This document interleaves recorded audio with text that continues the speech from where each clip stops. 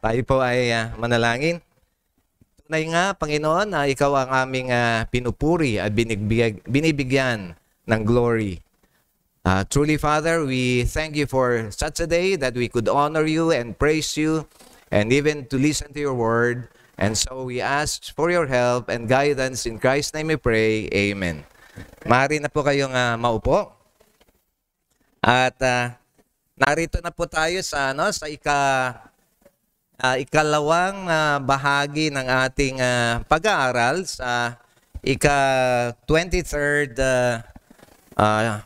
chapter ng 1689 Confession of Faith. At sa ating pag-aaral na nagsimula po tayo sa 1 last time, paragraph chapter 1.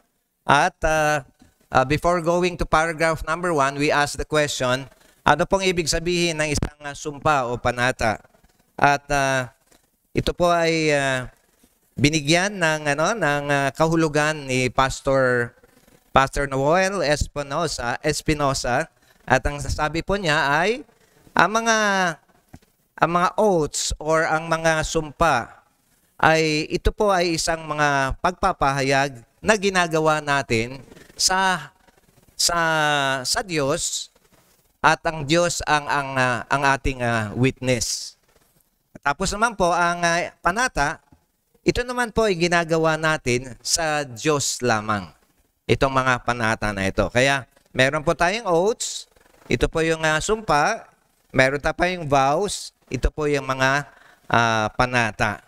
Okay? At sinabi rin po natin noong nakaraang linggo na ang panatang binabanggit po natin ay hindi po yung panata na ginagawa ng mga kababayan po natin na ginagawa nila sa panahon ng kapistahan ng kanilang mga santo. Hindi po yun ang panata na ating tinutukoy. Sa Maynila, sineselebrate po yan at walang pasok po yun. At talagang malakihan po yung celebration. Buti nga ngayon ay hindi na matagal yung masyado yung celebration na yon. Alam niyo na po yon, ang kapistahan po ng Nazareno. Ayan. Okay, ngayon. Ating binasa po yung ang ating confession of faith, paragraph number 1. Ang sabi po natin ay isang matuwid na sumpa ay bahagi ng banal na pagsamba. Kaya kung ikaw ay gumagawa ng sumpa, ito ay isa pong banal na pagsamba. Kung saan ang taong sumusumpa sa katotohanan, katuwiran at katarungan ay taimtim na tumatawag sa Diyos na saksihan ang kanyang isunumpa at tatulan siya ayon sa katotohanan o kasinungalingan neto. Okay, kinunan po natin ng aral nung nakaraang linggo at tinype ko na yung aral na binanggit ko po para sa mabasa po at hindi lang po narinig. Kaya ano po yung aral na ating napulot? Una po, ang isang matuwid na sumpa ay bahagi ng banal na pagsamba. Kaya ito po ay isang pagsamba. At ang implikasyon po nito, ang ibig sabihin po nito, ay pinapayagan ng Diyos ang pagkakaroon o pagsabi ng pagsamba. At dahil pinapayagan, yun nga ay ito ay dahil sa pinapayagan, kaya pagsamba po siya. At pangalawa po ay ito po ay nais ko pong basahin po sa inyo yung Matthew 26. Sa Matthew 26 po, kung meron po kayong mga Biblia, dahil hindi ko prinin po dyan, kaya babasahin ko. Sa Matthew 26, verses 62 to 64. Ito po ay matutunghayan po natin at makikita natin na sa chapter na ito ay ang mga Pariseo ay nagipag-usap sa Panginoong Hesus at nais nilang magpatotoo ang Panginoong Yesus kung sino nga ba siya. Kaya ito po yung Matthew 26. Ayaw sumunod. Yan, Matthew 26, verse 62. Wow. Okay. Medyo, okay. Now, as they were eating, Jesus took bread, and after blessing, it broke it and gave it to the disciples. Oh, ay, mali. 6:26 pula, 62 pula dapat. 62, hindi 26. 60. Yes, 62. Okay, 62. And the high priest stood up and said, "Have you no answer to make? What is it that these men testify against you?" But Jesus remained silent. And the high priest said to him, sabi niya, "I adjure you." Yung word na yun ay gumawa ka ng oath o gumawa ka ng I adjure you by the living God. I adjure you by the living God. Tell us if you are the Christ, the Son of God. And Jesus said to him, "You have said so, but I tell you, from now on you will see the Son of Man seated at the right hand and power and coming on the clouds of heaven." Kaya dito po ay sinabi ng Hudyo, you make an oath before God kung ikaw nga ba ang Christ.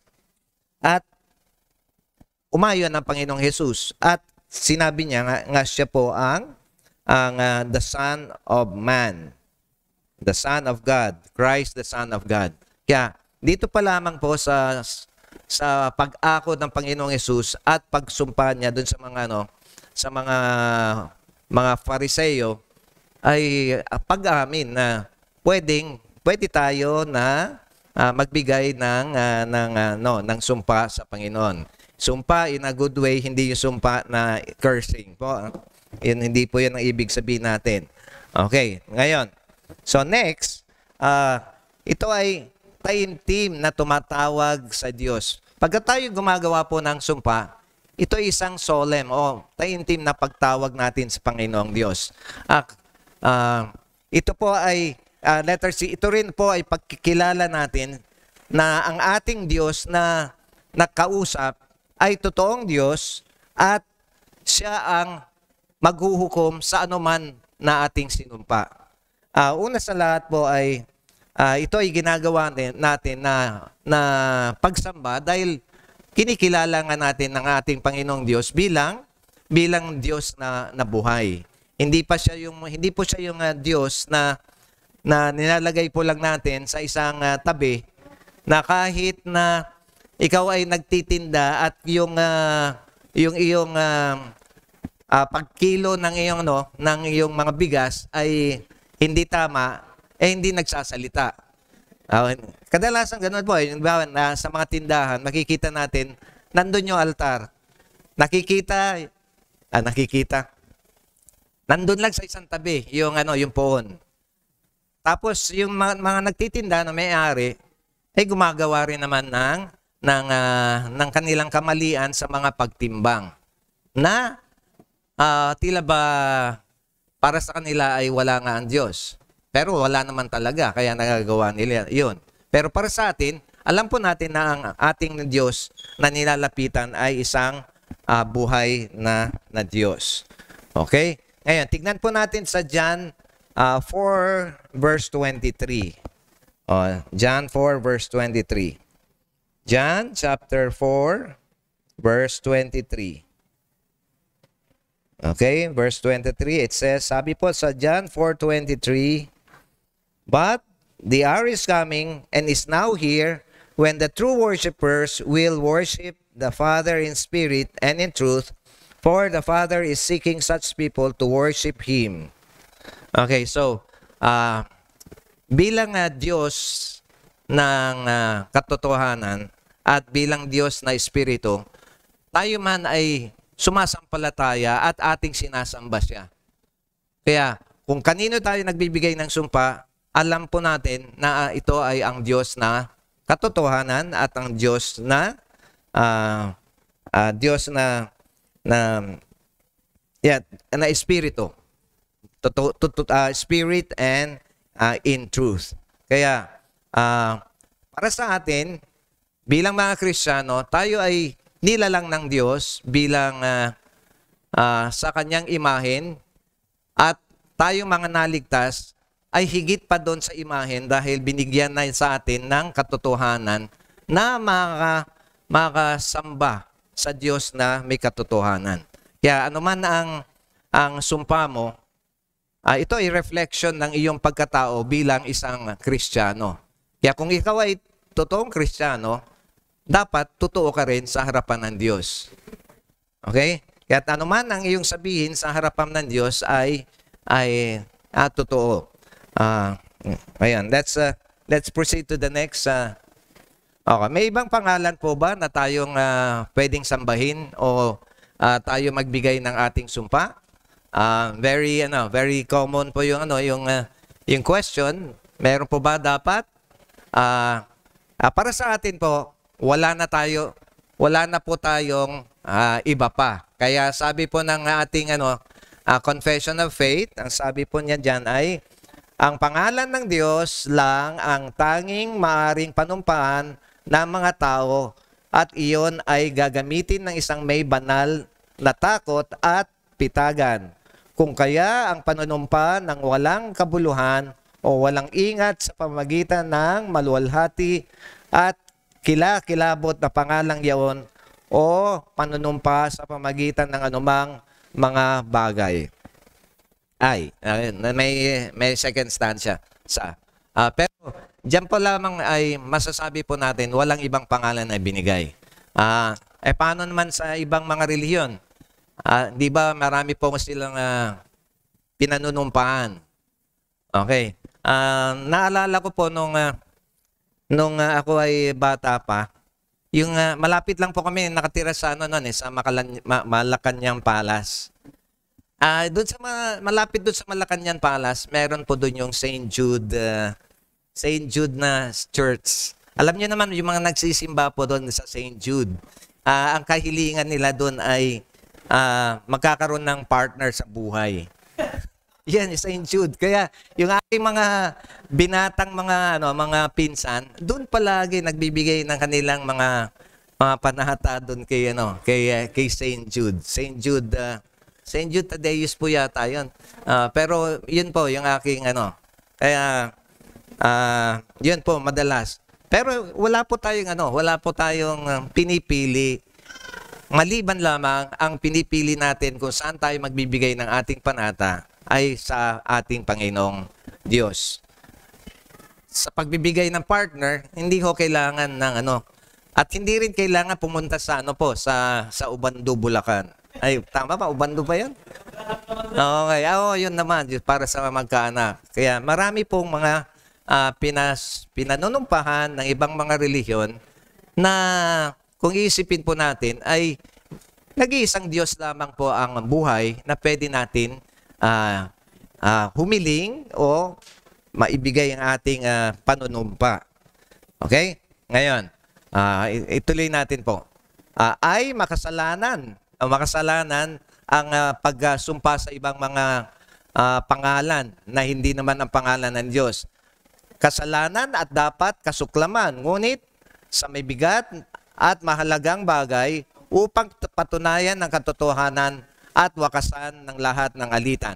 Kaya diyan po naman ay meron tayong mga korte kung saan tayo ay nanunumpa para matapos ang mga alitan natin sa mga gawain natin sa pang-araw-araw. Ngunit para sa ating mga Kristiyano, bago mapunta dun sa pagsumpa sa isang korte, kung meron mga alitan na magkakapatid, ay nakasaad din sa ating New Testament na magsimula muna sa atin bilang isang simbahan bago mapunta ron. Dahil ayaw natin kaladkarin ang pangalan ng Panginoong Diyos, Panginoong Hesus, sa korte. Dapat ay tayo ay nagkakaayos dito pa lamang. Hindi na makarating kung ano man yung mga hidwaan natin, kung ito man ay lupa, kung ito man ay yaman o ari-arian, dapat ay napag-uusapan dito pa lamang at di na kailangan pumunta sa husgado. Okay? Ngayon, alitan. Panunumpa, ipahintulot sa salita ng Diyos. Kaya ang isang matuwid na sumpa kapag inatas, may kapangyarihan sa naturang bagay ay dapat ipanumpa. Okay. So, ngayon, ano ang maaral na ating makukuha rito? Kapulutan natin ng aral. Ang pangalan ng Diyos, ang tanging maaring panumpahan at siya po ang buhay na Diyos. Natalakay natin dun sa una. Maluwalhati at kakilakilabot ang pangalan ng Diyos. Bakit kaya nasabing maluwalhati at kakilakilabot ang pangalan ng Diyos? At gamitin ng banal na takot at pitagan kung tayo ay sumumpa o manumpa sa ating Panginoong Diyos. Ating basahin po ang Deuteronomy chapter 6, 13 to 14. Deuteronomy chapter 6, 13 to 14. Okay, so sinabi po dyan ay, it is the Lord your God you shall fear. Him you shall serve, and by His name you shall swear. You shall not go after other gods, the gods of the peoples who are around you. For the Lord your God is in your midst is a jealous God, lest the anger of the Lord your God be kindled against you, and He destroy you from off the face of the earth. So ano po yun? That's 13 to 15. Kaya makikita po natin na siya lamang ang ating sumbahan. Binanggit dito, no other gods. At nabanggit din dyan that our God is a jealous God. Mapanibughuin ang ating Panginoong Diyos. Ayaw niya na meron siyang kaagaw. Kung ang Diyos ay ayaw niya may kaagaw, lalo na po yung mga asawa natin, ayaw na may kaagaw. Pero hindi ba kayo nagugulat kung bakit kung tumitingin yung wala naman na nagsasabi, nagtuturo sa atin na kunwari hindi natin alam ang salita ng Panginoon. Pero pag tumingin yung asawa natin sa iba, bakit meron yung tendency na naninibugho ka? Bakit kaya ganon? Pero wala namang nagturo sa atin na ganon. Pati yung mga bata. Pagka yung attention napunta sa iba ay naninibugho. Pero meron din pong paninibugho na si nanay tapos si baby mas gusto niya kay tatay.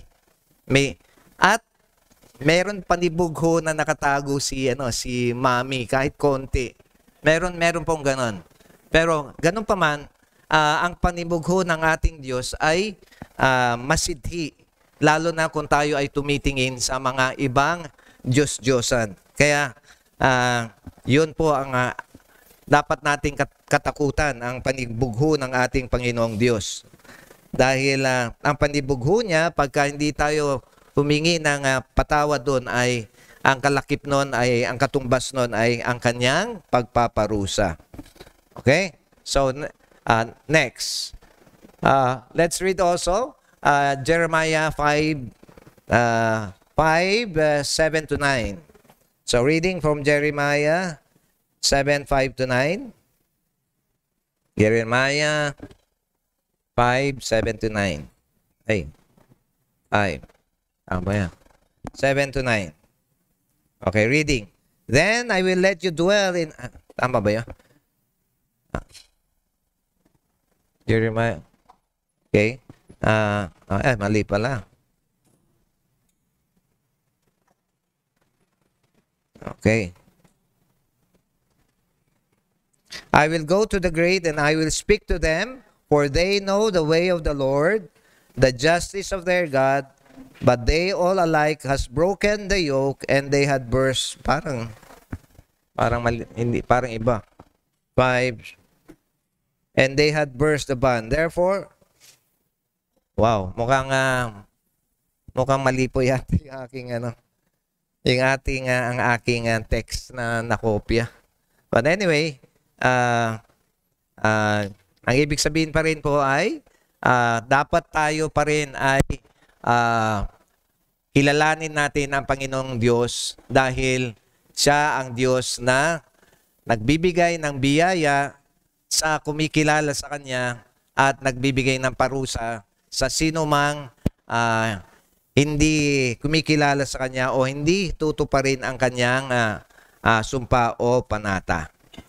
Okay, so let's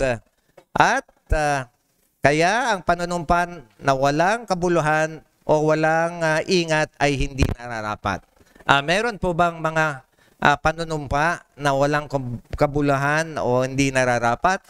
Mamaya po meron lalo na sa paragraph number 5 meron po. Kaya punta tayo sa paragraph number 3. Ang sino mang nanunumpan ng ayon sa salita ng Diyos ay dapat po na nagsasaalang-alang ng kabigatan ng taimtim na gawang iyon. At doon maggiit ng walang iba maliban sa kung ano ang nalalaman niyang totoo. Sapagkat sa pamagitan ng walang ingat, bulaan at mga walang kabuluhang panunumpa ng Panginoon ay pinagagalit at dahil sa kanila ang bansang ito ay nagdadalamhati. Kaya mahaba, ngunit kapulutan natin ng aral. Ang sumpa na ayon, ang sumpa na ayon sa salita ng Diyos ay seryosong taimtim na iyong sinapuso. Ulitin ko nga po. Ang sumpa na ayon sa salita ng Diyos ay seryosong taimtim na iyong sinapuso o sinabi o iyong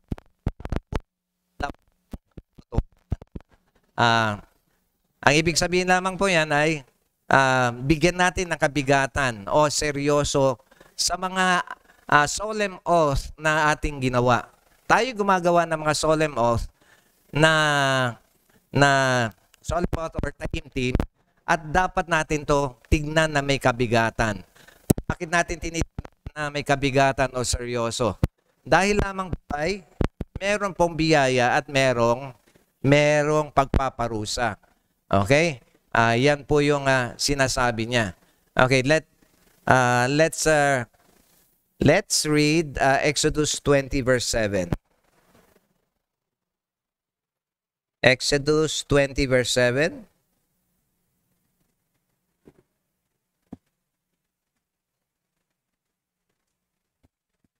Exodus 20 verse 7.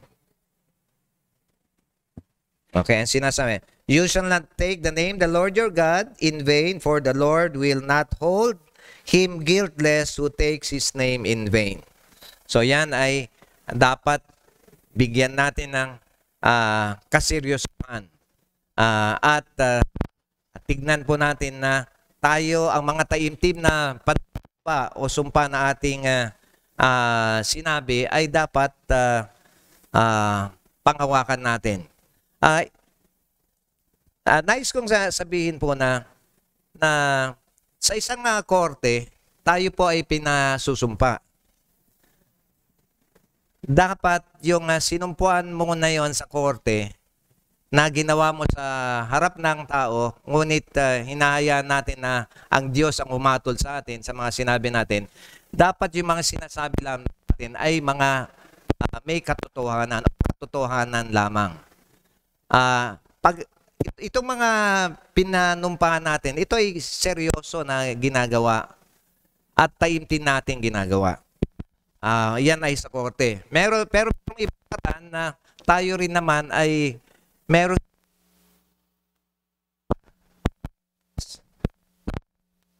sa ating mga prayers. Hindi pwede nating sabihin, nagkamali ako o hindi ako seryoso. Pagkus kailangan, kung ikaw nagsalita sa harap ng Diyos at meron kang ipinangako, alam mo na itong pinapangako mong ito ay merong katotohanan at katapatan at taimtim mong ginawa sa puso mo. Kung anong inisip mo, kung anong sinabi mo, dapat ay hindi pwedeng ay naisip ko lang na sinabi ko sa Diyos yun. Pwede yun. Kadalasan naman pagka tayo ay humaharap sa Panginoong Diyos, alam natin na ang Diyos ay totoo. Alam natin na ang Diyos ay katotohanan. At alam natin na pag tayo ay nagkikipag-usap sa Diyos, ang Diyos ay buhay at ang Diyos na kausap natin ay nariyan. Ano ba yung mga patotoo na ano ba yung na dapat may pagkakaimtim yung ating mga sinasabi sa Panginoong Diyos? Una sa lahat, tayo ay merong witness ng ating conscience, meron tayong witness ng Holy Spirit, at meron din tayong witness of angel.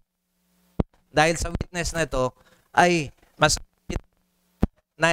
nagagawa natin yung mga sinumpa na makatotohanan dahil doon sa mga witnesses na meron sa atin at meron sa atin. Okay? So, next. Next. Itong pinakamaiksi sa lahat na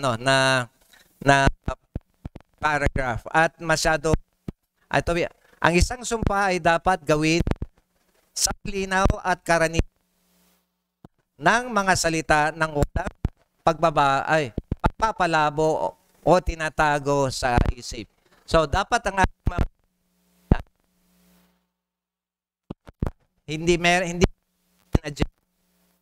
daw yung sinasabi natin. Hindi yung hindi isang batas na mayroong butas. Dapat yung yun. Walang exit door. Dapat pag pumasok ng atrasan. Pero meron bang nangyayari? Meron bang nangyayari na nararapat ba tayo ay gumawa ng mga pangako o sumpa na hindi natin inisip? Meron isang halimbawa ng isang sumpa, niya masyado si Jephthah, nangako siya sa Panginoon, nanalo nang lalabas sa pintuan ng aking isa-sacrifice ko. Ito, tinupad niya yon. At naman yung kanyang anak dun sa pangako na ginawa niya sa Panginoong Diyos.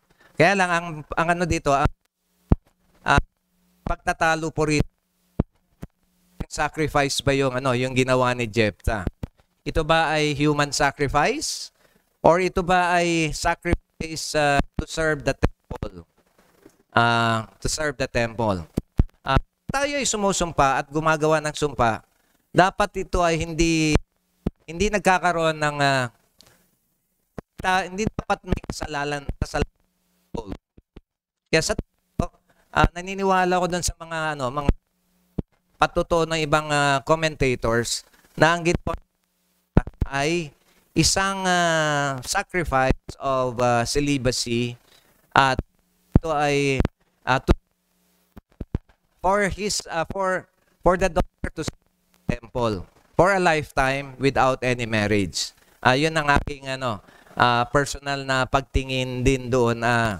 Dahil hindi ako mapakali na isipin na isang Israelita ay gagawa ng pag-sacrifice ng human.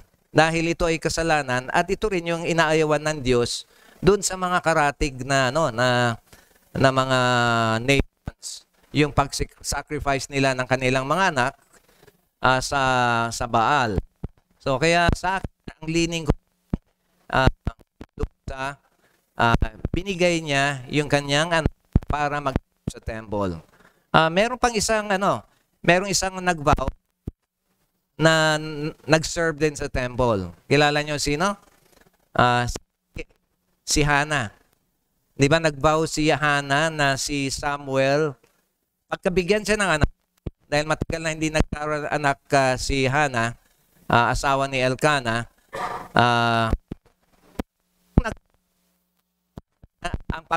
Bibigyan siya ng pangako yung kanyang anak ay magsiserve sa temple. Yun ay si Samuel. Pero hindi ko lang matandaan kung meron bang anak si Samuel. Hindi ko alam kung meron. Okay, sa case ni Samuel may anak, pero sa case ni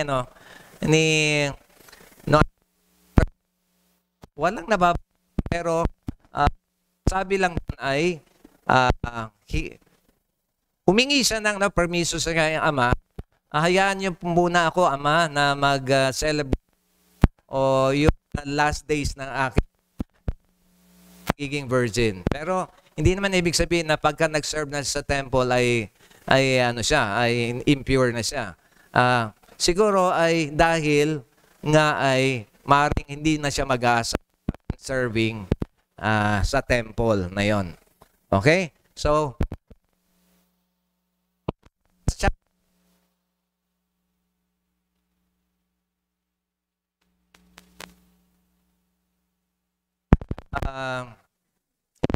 ito ay sinasabi sa atin at totohanan sa atin na hindi tayo nararapat magbigay ng mga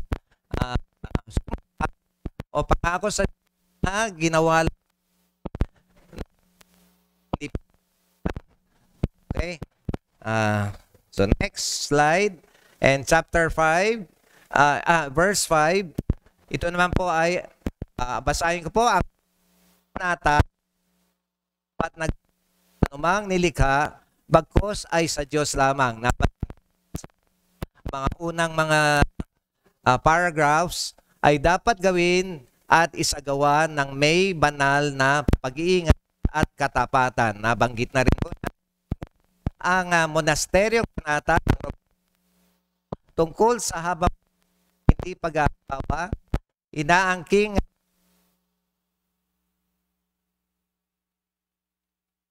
alintuntunin. Malayo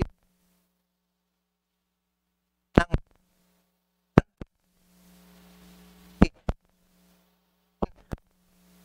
mga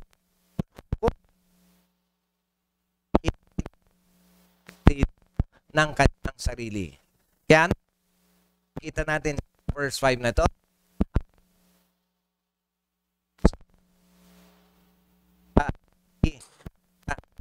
Karapat-dapat. Ayan. Meron ako mga verses here. Let me see where I place it. Ayun. Pabulutan na. Ang panata ay nakakalaan sa Diyos at ang pamanhin panata ay hindi nararapat. O una, ang monasteryong buhay at pangakong walang asawa at pagkadukha walang dagdag sa ating kabanalan. Kaya kahit na ipangako mo pang hindi ka na mag-aasawa habang buhay, ikaw ay magpapakahirap, magpapakadukha, ikaw ay hindi ka magpapayaman. At ikaw ay mananatili sa monasteryo, hindi ito makakaragdag sa ating holiness. O hindi rin nakakadagdag sa ating sanctification. Okay. Pero anong sinasabi ni Pablo dito sa okay? May sinabi si Pablo sa 1 Corinthians chapter 6 to 18. Tungkol sa stand ng mga pari sa Romano Katoliko. So, 1 Corinthians, New Testament, 1 1 Corinthians chapter 6, 18. 6, 18. Ano po yung, okay. Flee from sexual immorality. Commits outside the body, but sexually immoral person sins against his own body. Ang nais ko pong tin po rito, ako nga na ang pagkakaroon ng asawa ay ito ay isang security ng nag-aasawa from being sexually immoral. Ito ay binigay para likod ng Diyos o bilang mga Kristiyano, magiging kawalan ng self-control o magkasala ng fornication or adultery. Kaya hindi nararapat kasi ito nga ay may dahilan. Okay, ngayon, meron akong sila ay single, nasa senior citizen na sila. One time na nagtanong ako sa nila, sabi ko, nalimutan ko na paano magiging single. Ano natatagalan ang pagiging single? Sabi nila ay nagde-devote sila more time sa ministry o gawain nila para hindi nila at hindi lang isang single sa sinasabi ng kasulatan na meron din talagang mga giftings pagdating meron na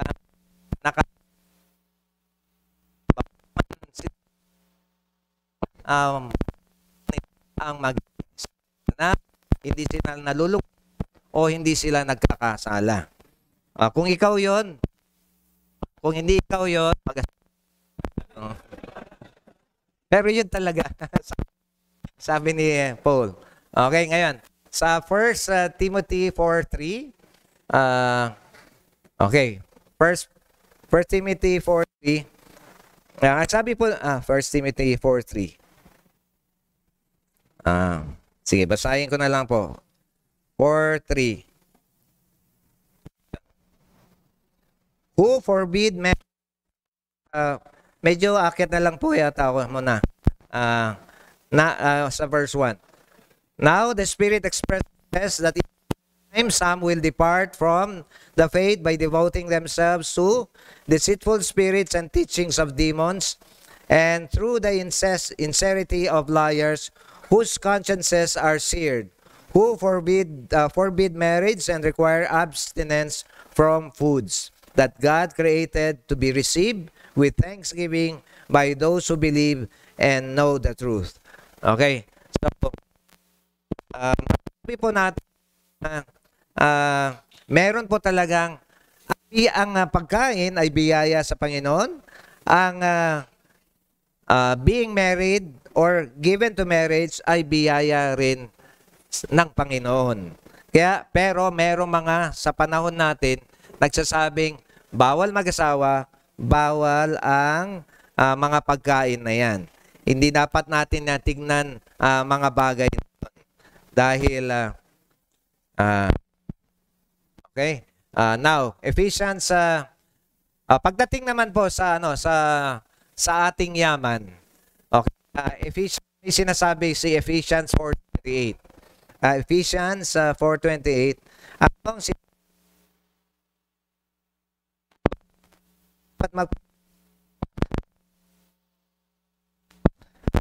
for 28.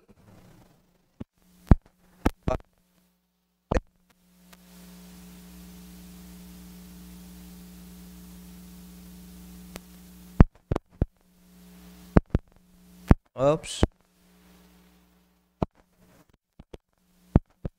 Okay.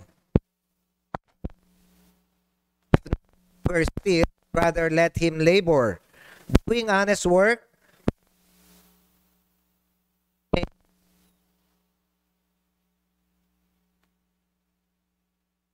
gift ang sinasabi na for Christ. Ay,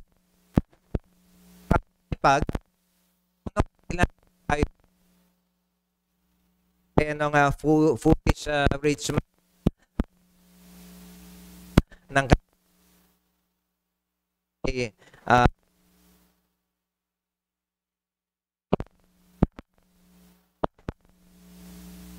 nagsu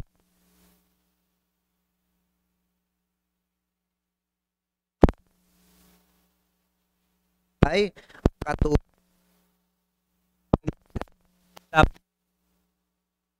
ngunit tulong sa mga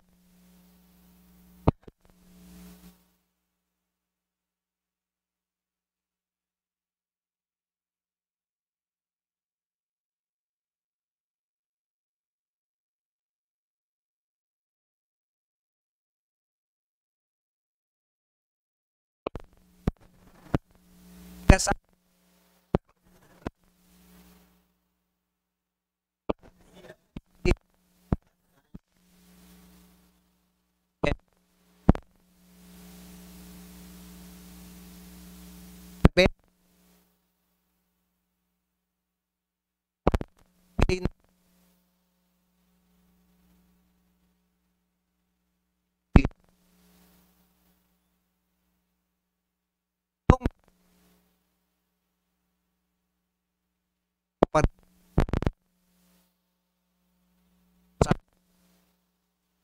dapat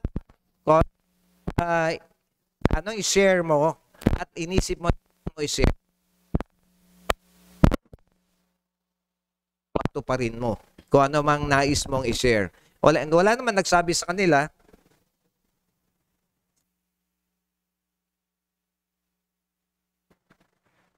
Yan, wala naman.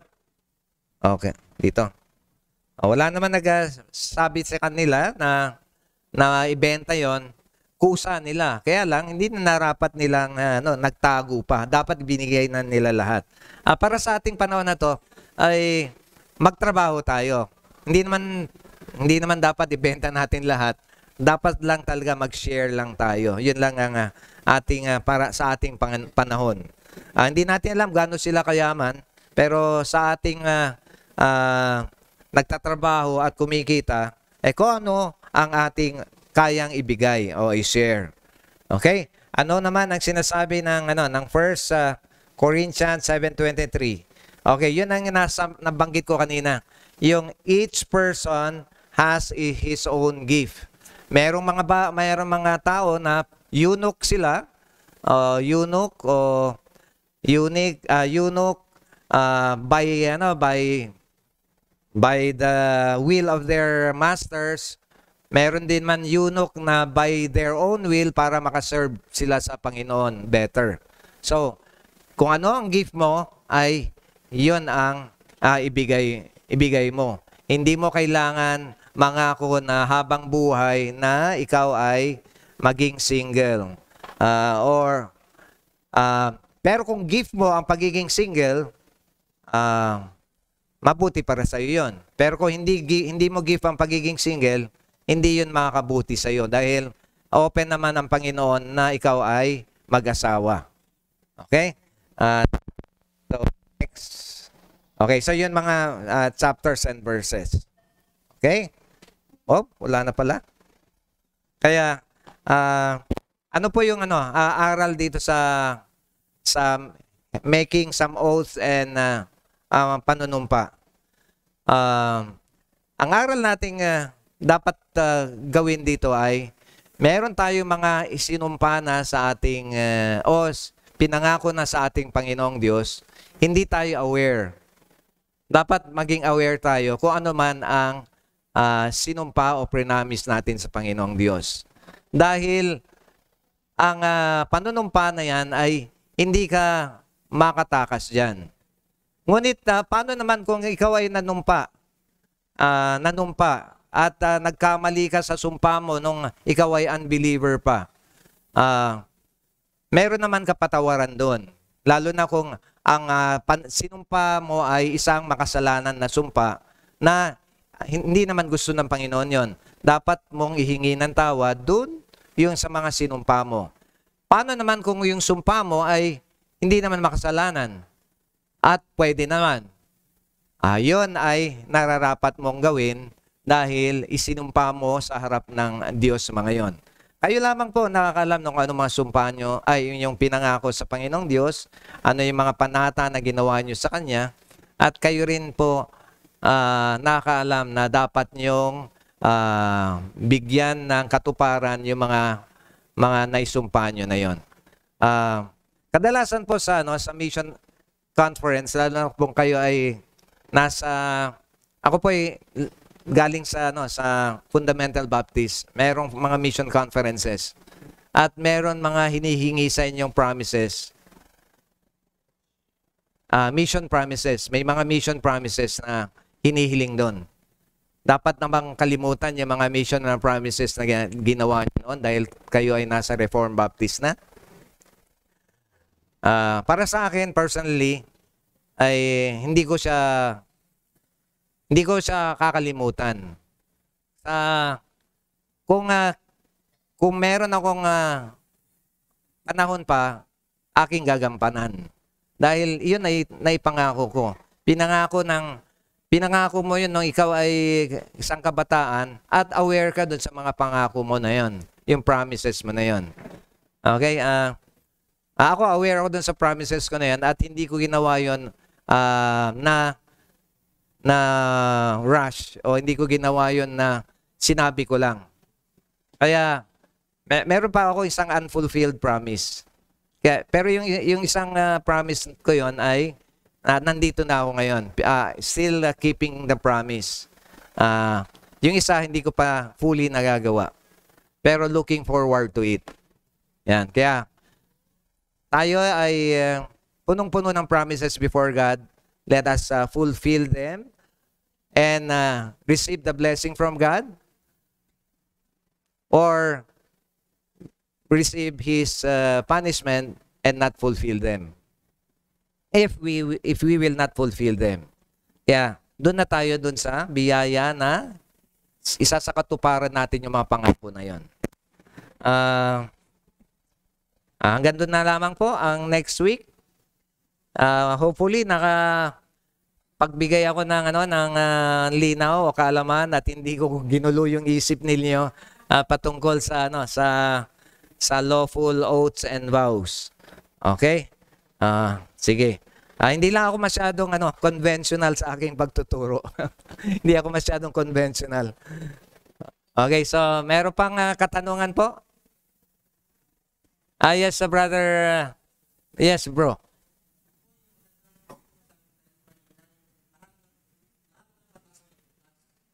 Oh.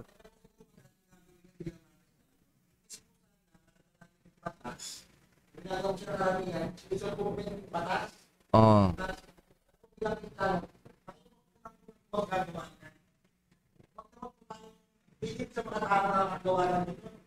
Opo.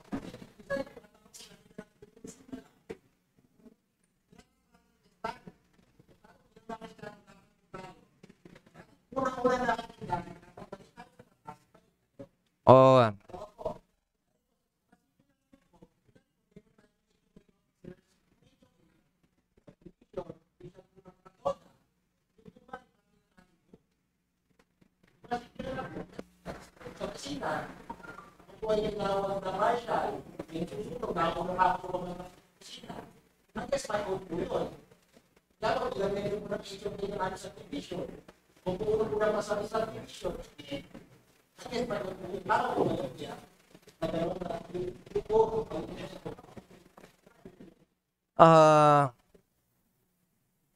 Related sa work, no?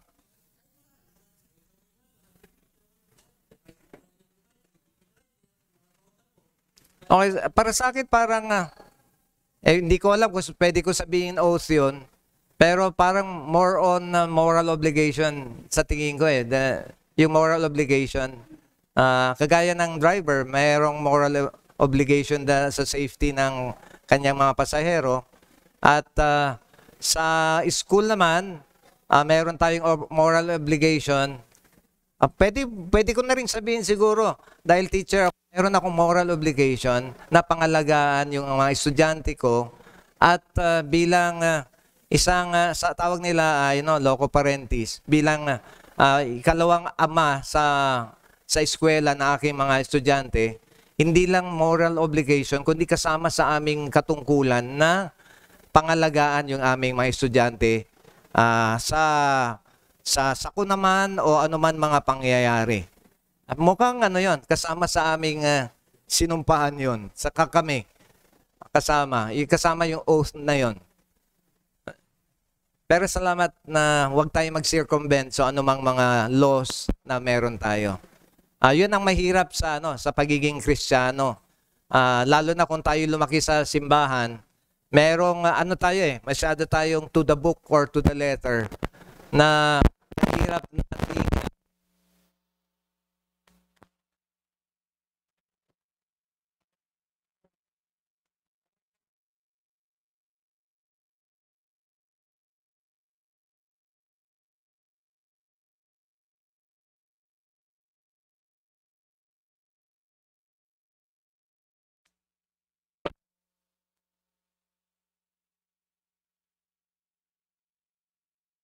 problema at tayo ay straightforward. Pero kasama sa ating pagiging Kristiyano. Ewan ko, may wala na. Okay.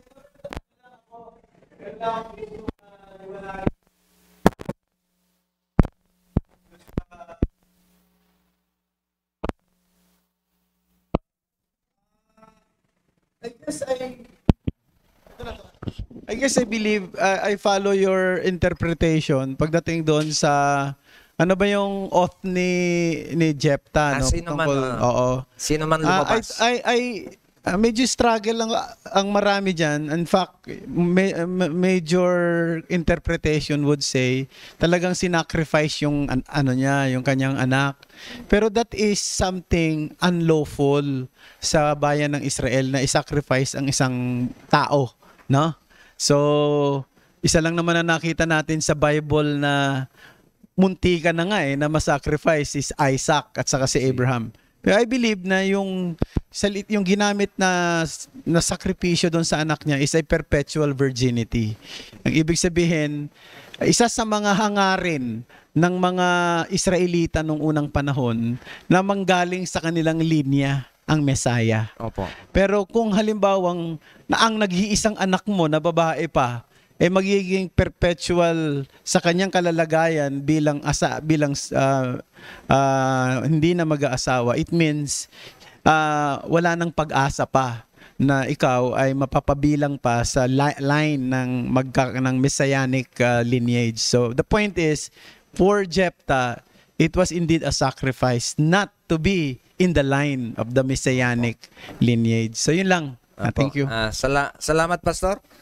Tunay nga, biyaya yung pagiging babae dahil sa babae nanggaling yung pangako ng kaligtasan. Kaya hindi tayo dapat dapat pinagmamalaki natin kung tayo babae. Lalo na yung kung sa iyo nga ang manggagaling yung manunubos. Yun po. Salamat po at let's pray and let's end our time together. Aming Diyos Ama sa langit, dalangin natin Panginoon na sa bawat saglit kami po ay mga taong totoo sa inyo, totoo sa aming mga pangako, mga panata, mga aming sumpa at dalangin namin kung ano man ang mga naisumpa po namin, ano po naipangako namin, ito po ay aming alalahanin at bigyan nyo kami ng kalakasan para tuparin ang mga bagay na ito. Ito ang aming pagsamba sa inyo na matupad anuman ang pangako namin sa inyo sa pangalan ni Jesus. Amen.